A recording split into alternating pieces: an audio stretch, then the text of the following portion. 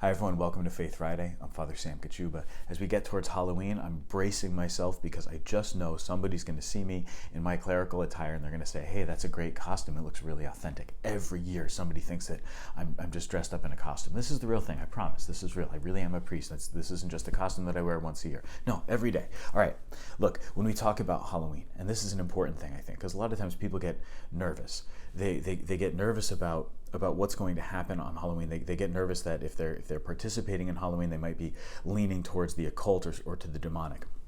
And it's true that there are certain occult, certain demonic activities that are attached to Halloween, going all the way back to the very origins of the feast. But remember how Catholicism engages with different cultural festivities.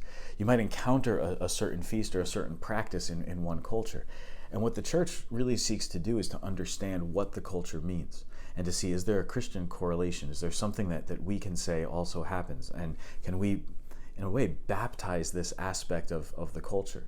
What is compatible with the gospel and what is not compatible with the gospel? Well, what is compatible with the gospel is the idea of honoring our dead, recognizing that we have a responsibility to those who have died to pray for them, to intercede for them, and that many of those who have died already and gone before us have lived out the Christian faith in such a way that their virtues ought to be imitated.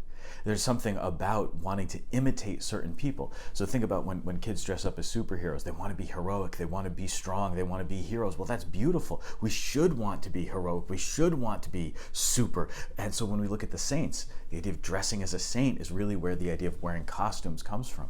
We should want to be heroic. We should want to be heroic in our faith. That is very much in line with the gospel tradition. The idea, however, of sacrificing animals, of seeking to know the future by way of communication with the spirits, that's not part of our culture. That's not part of our faith, and that is not compatible with the gospel.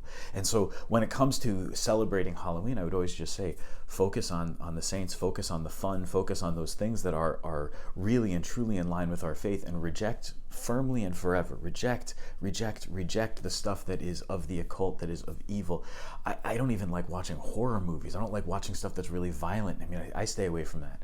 Reject the costumes. Don't dress up as the devil. Reject the stuff that is kind of borderline getting into some of these things, because the spiritual warfare between good and evil is very, very real.